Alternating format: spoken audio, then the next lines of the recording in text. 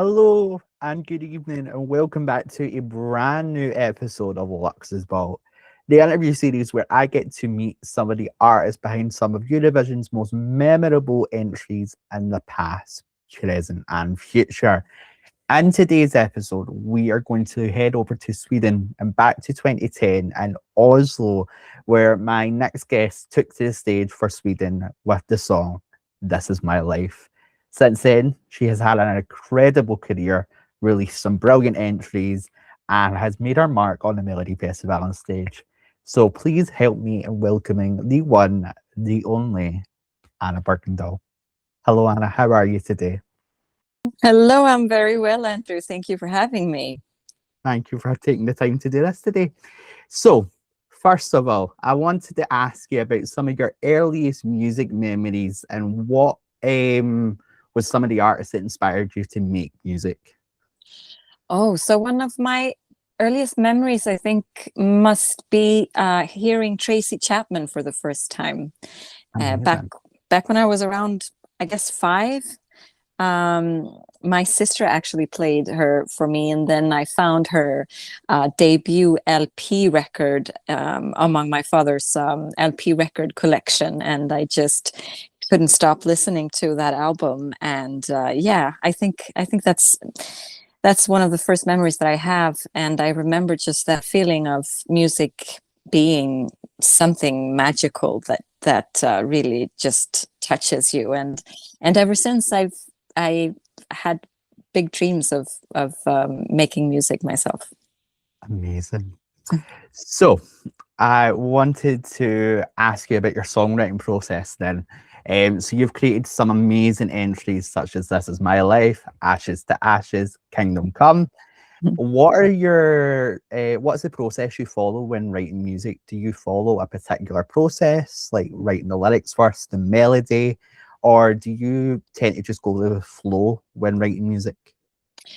Well, it depends on who I'm working with. Regarding the Melodifestivalen songs, I've worked with Bobby Ljunggren for all of my entries, and for the last 3 entries also with Thomas Gison and Erik Bernholm. Yes. So for those entries, they've when I get into the studio, they've already written the music for the song.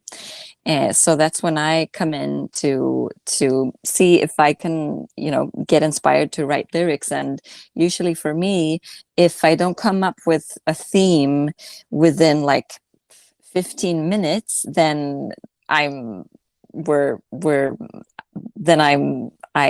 don't usually manage to write lyrics at all for the song. I have to find that inspiration immediately, or I just don't. So for those songs, the inspiration has come to me immediately, and then I just you follow the inspiration, and within like a couple of hours I'll have the lyrics down, and I'll basically just sing them to Thomas and Bobby. And Thomas is very good with lyrics, and he'll do some tweaking here and there, and I'll do some tweaking to the melody, and then we'll just record, and then we'll see what happens. Take it from there. Amazing. Yeah. I'm absolutely obsessed with Tom and Gison's work. He's made some amazing tracks like your entries in the past, Loreen, and many other great artists. So thank you so much for answering that. Yeah. Looking back now to Eurovision 2010, Oslo, I wanted to ask you about your experience and how you felt during that whole process, because you were quite young when you represented Sweden. I think you were one of the youngest competing entries in that year as well. So has that experience changed your perspective over the years in terms of your music and your artistry nowadays?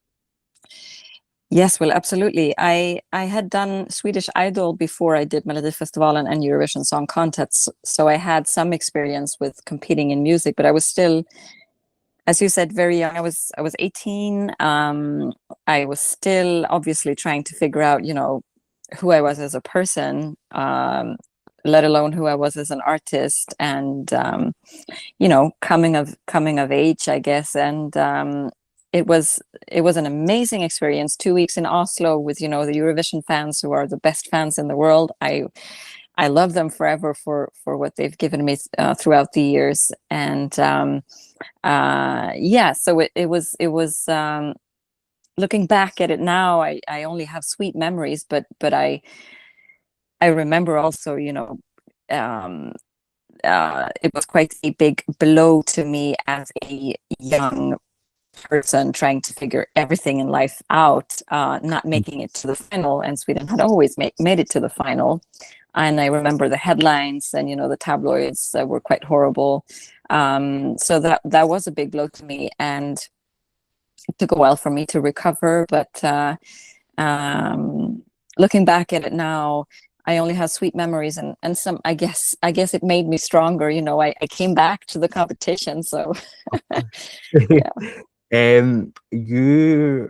I remember back in 2010 watching the semi-final you were competing in, and my heart absolutely crushing when you didn't qualify. And I'm glad that you came back many years later to Melodifestivalen to show the evolution of Anna Bergendahl. And that actually brings me perfectly onto my next question. Your music has evolved so much from Eurovision 2010. How would you describe your journey as an artist from 2010 till now?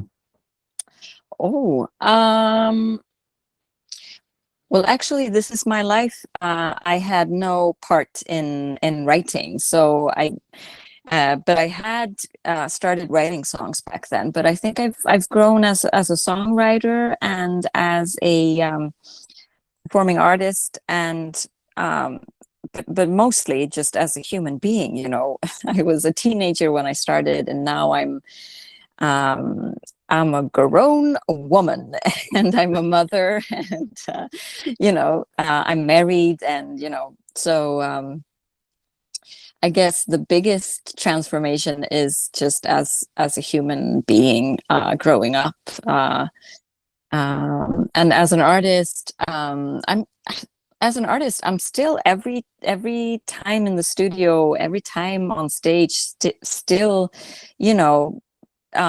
evolving, still learning, and every time in the studio, it still feels somehow like the first time, because you have to deliver every time and reinvent yourself every time. But I don't know if I answered your question there. It's but I think that the most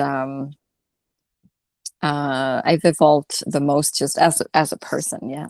Yeah, no, that's the main thing I think about music in general. As a singer myself, I always try and constantly evolve and create a better version of myself. So thank you so much for answering that. Thank you. Before I finish things up, I have one more question. Yes. It has been a few years since you've last competed at Melodifestivalen. Would you ever consider competing again? Or do you feel like that chapter is over or enclosed? I would consider competing again. It's it all comes down to the song. If you're in the studio and you feel like this is the song for Melodifestivalen, I can see myself doing it again. But it's for me still, it's such a big thing to do it. It's you give it your all, and you give it a lot of time and effort. I mean, months of preparation. But it really just comes down to the song, and if I find myself in the studio with the song, I would love to come back. Definitely. And I would love to see you come back and eventually compete for Sweden again and try and avenge the 2010 robbery that occurred. I just want to thank you once again for taking the time out your busy schedule to do this interview with me. I do have one thing to ask. Do you have a message for the fans that are watching this interview today? Well, thank you for watching, and thank you for supporting me throughout the years and throughout all of my Melodifestivalen and Eurovision songs. Again, the Eurovision fans are the best fans in the world, and I am thankful forever for the support. And I mean, the strength that the fans give you is nothing compares to it to me. So thank you. And thank you once again. And until next time, guys, we'll check you out later. Bye. Bye now. And I swear I'm holding on till kingdom come. My kingdom come.